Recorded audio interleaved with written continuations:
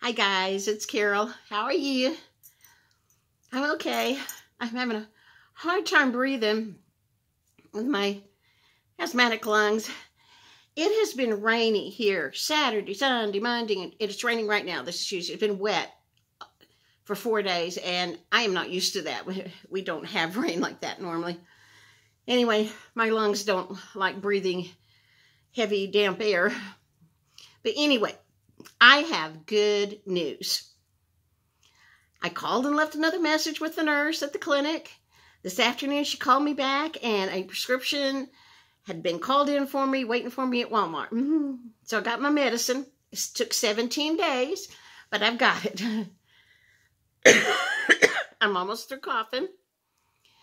I texted the lady that, now has Timmy again, and she sent me more pictures. He's doing fine. She's just elated and ecstatic to have him. It was his mama that died, and so she's happy to have Timmy. And I know it was the answer to a prayer, and it was worked out the way it was supposed to, whether I liked it or not. And it's okay. I'm going to be okay. Timmy's fine. That lady's super happy. And somebody asked, why couldn't we just say he was my daughter's dog? When the truth is, actually, he was. She had always told me she wanted a Yorkie. And so I got him for her birthday. But then I should have, it was a miscommunication. I should have talked to her first. She did not want a male. She wanted a female. And she didn't really want another dog after all. And so I just, so I kept him. But I couldn't tell the office people that that was her dog, because it's not a 2-dog policy, it's a 2-pet policy. And she has a cat and a dog already. And I'm not very good at telling lies at all. I would just feel, I'd be the kind of person to say, no, that's a lie. It's not true. But anyway, got my medicine, got my prescription. Timmy's okay. He's where he's supposed to be. I get my prescriptions at a little neighborhood Walmart market, which those things are fairly new here. They're I've just been here a couple of years, so they're brand new buildings, beautiful wide aisles, clean, really nice little neighborhood grocery stores, and they have a pharmacy and groceries, and that's it. Not a super center. So I normally go to the pharmacy drive-up to pick up my prescriptions, but I went inside because I thought, I'll see what kind of groceries they have that I might, want to pick up. Got my prescription. It was sad. It was bizarre. It was just weird to see that beautiful store that's picture-perfect stocked all the time, and 3/4 of the shelves were empty. I mean, it was just weird. This is an old camera, and I don't know where to look. I don't know where the little camera lens is. So if I'm looking off, it's because I don't know where to look. Anyway, that was weird. But my daughter's car was on E, and so I filled it up because she had taken me up to the next town. That was a 2-hour round trip to take Timmy. So I filled her car up, and gas was $1.78 a gallon, so that was good. So, moving right along, let's get back to my story about my first vacation with the kids when we went to St. Louis. Now, when we went to St. Louis, I wanted to spend 4th of July in Hannibal, birthplace of Mark Twain, and where he created Tom Sawyer and Huckleberry Finn, and I think they take, that's the location of those stories. And I wanted to go up in that arch, and I wanted to see the fireworks off the Mississippi. And I like history. I wanted to go to this little historical town. I've always heard of Jamestown, historic Jamestown, where everyone's in period costume, and it's like living in the 1800s. Well, I've never been to Jamestown, but I'd like to. Nauvoo is like that, except on a much smaller scale.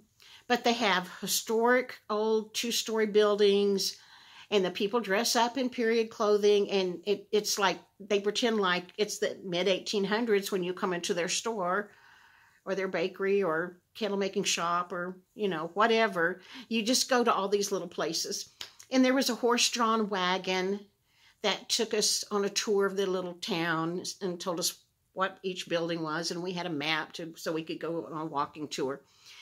I really enjoyed that. But getting there, now this was, my daughter and I figured out this was in 1995. I did not have a cell phone, so no GPS. I didn't have AAA or use TripAdvisor or anything like that. I didn't even know they existed. I just looked up phone numbers and called these places where I wanted to make reservations. I got a book on St. Louis just to see what all was there that we might want to do. And that's how I planned the trip. And so, and it wasn't like now when you book a room at a hotel or motel, you can see what the rooms actually look like, you know.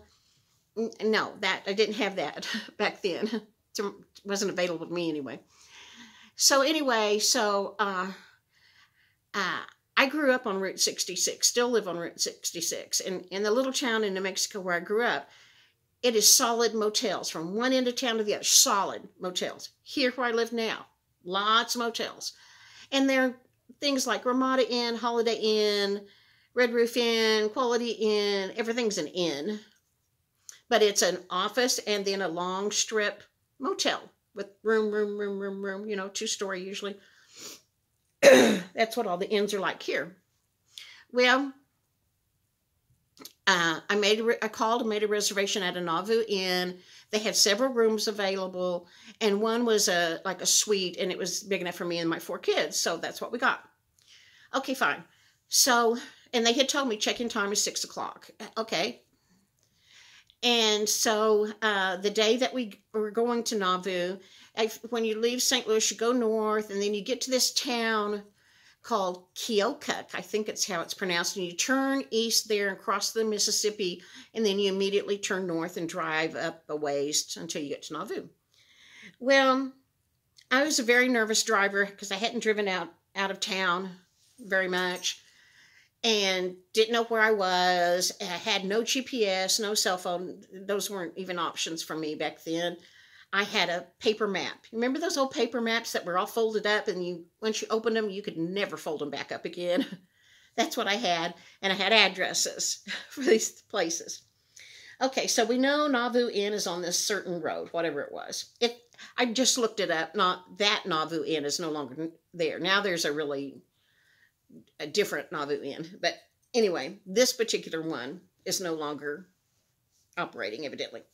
But anyway, so we're on this 2-lane road after we cross the Mississippi in this rented van, and one of my sons, we decided my sons are 11 and 12, and this was 1995. One of my sons is deathly afraid of water, as am I.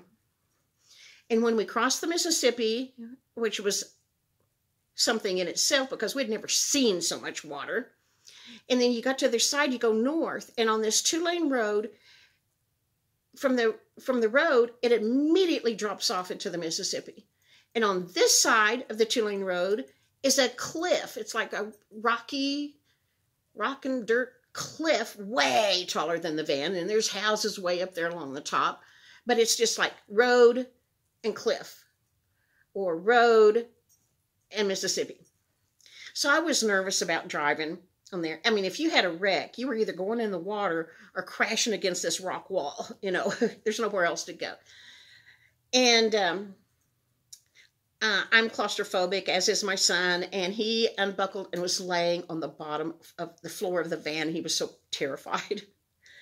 And I was equally terrified, but I had to drive because I was the only driver. Anyway, we go up this road, it seemed like forever. Finally, there you turn off and you go into, follow the sign that says Nauvoo. We turned, and then now we're in like a forest. Where I live, everything is flat. There are no trees unless somebody planted them. Visibility is honestly 20 miles. You can see forever. I'm not claustrophobic because there's nothing. You're in a big wide open space. Well, we turn and we're on this 2-lane road up the top of that little cliff thing, and there are trees everywhere. It's like being in the forest to me. But I know we're on the road where Nauvoo Inn is, so we drive along this road, and I said, telling the kids, okay, look out for the motel. Help me watch for it. We go, and there's in the middle of the trees, there's a place if you have a camper. There's a campground, and cornfields everywhere, and some farmhouses, and no street with motels on it, like I'm used to. Like, Route 66, all motels. No. And we saw this wooden sign, like a very small billboard, tiny billboard, that all it said was Nauvoo Inn, not electric or anything like that, no neon lights. Just a sign that said Nauvoo Inn. And so I said to the kids, okay, there must be a street close by that you turn off to go to their motel row, and we'll find it. No, we couldn't find anything like that. We went up and down this road about 6 times, passing that sign. So finally I said, I'm just going to stop at this farmhouse. So we pull up into the driveway at this farmhouse, a big white 2-story farmhouse, but obviously a farmhouse. The corn crop surrounds it on 3 sides, like within, 10, 15 feet from the house. There's cats in the yard. It's farmhouse. So I go knock on the door, and this farmer answers in bib overalls. And I said, I'm sorry to bother you, but I'm looking for Nauvoo Inn. And he said, well, you're here. And I'm thinking he means I'm in Nauvoo. And I said, no, I know that I'm in Nauvoo, but I'm looking for Nauvoo Inn. He says, you're here. And then he says, I'm going to use my maiden name, not my married name. He says, Sister Campbell, where have you been? We expected you at 6 o'clock, and it's 7:30 now. Where have you been? We've been worried sick over you. I just don't know what to think. And suddenly it dawned on me. Now, my dad and I never exchanged a pleasant word between the two of us, ever. I mean, that is serious. Never a pleasant word between the two of us. And when this man that's older than I am is acting like, say, where have you been? We've been worried about you. I thought, this is what it's like to have a dad that is worried about you. This is what that feels like. This is wonderful. Anyway, I told him I got lost and I couldn't find Nauvoo Inn, and I was expecting a motel. And he said, no, you're here. Get your stuff out of the van. I'm going to take you up to your room. So we go around the back side of the farmhouse, and there's a white wooden staircase up to the attic. And we go up this rickety kind of wooden staircase up to the attic. And it's like a little apartment up there. And he, gets us in there, and he leaves. And I sit on the bed. All the beds were the same. They were old, worn-out mattresses, like a sway-backed horse. They were just... I've never seen a mattress like that before. And I remember, the only other thing I remember about it was the shower stall had seen better days. And it had wood paneling, and it was just furnished like somebody's apartment with old antique furniture in it. I mean, it was nothing like a motel room. There was no phone. I couldn't find the alarm clock. All motel rooms have an electric alarm clock. I could not find the alarm clock, so I was going to call him and ask about it. There was no phone in this room. So he seemed like a very trustworthy man. So I told my sons, go down and find that gentleman and tell him your mom can't find the alarm clock. And so they do. And they said they went down, knocked on the door. This is their living room. He's in his recliner. He gets up. He's got the doors open. They can see him in there. He comes to the door, and they say, our mom wants to know where the alarm clock is. And he said to them, alarm clock? And he said, aren't you folks on vacation? And my boys say, yes, sir. And he says, well, why would your mother want to set an alarm clock and get up early? Yeah, this is all bizarre to all of us. I don't know. He says, well, come on in. Let's go look in the junk drawer in the kitchen. he opened up the junk drawer, is digging through miscellaneous stuff, and finds an old baby bin wind-up alarm clock they bring to me. Sorry. It's been raining here for 4 days, which is wildly weird. We don't have that kind of weather normally. And my asthmatic lungs do not like damp, heavy air. I'm almost through coughing from the illness that now my lungs are just protesting. Anyway, they bring me back this baby bin wind-up alarm clock. It was fun. It was fun after we realized it was that kind of inn, not a motel. Oh, it was fun. And then the next, we got up with that baby bin alarm clock next morning, and we go to historic Nauvoo. I mean, this is just a little bitty town, like 1,000 people live there, and it's all these old buildings, 2-story buildings, and there's trees and beautiful yards and flowers and everything, you know. And we rode in a horse-drawn wagon, and the man's telling us what all the houses are, all the businesses, and we have a paper map. And you just go on a walking tour, and the people are dressed up in period clothing. And when you go into a shop, it's like you were walking in there in the mid-1800s, and they explain how they make their candles or bake their cookies or bread or whatever. And we really enjoyed that because I like history. And where we live, the oldest house that's still here that I know of was finished in 1929. We're a fairly new city. We don't have old houses from the 1800s here. And almost every house where I live is a single story. No, 2-story houses are fairly rare. And here everything is spread out. And so that was a totally new situation for me to see these historic houses, these huge old trees and beautiful yards. And that was a lot of fun. But I'll never forget that man saying, "Sister Campbell, where have you been? We expected you at 6 o'clock and at 7:30. Where have you been? We've been worried to death over you." I had never had any man say anything like that to me before, and he seemed genuine. Oh, it was funny. But we enjoyed that day. And then we went back to St. Louis to do the arch.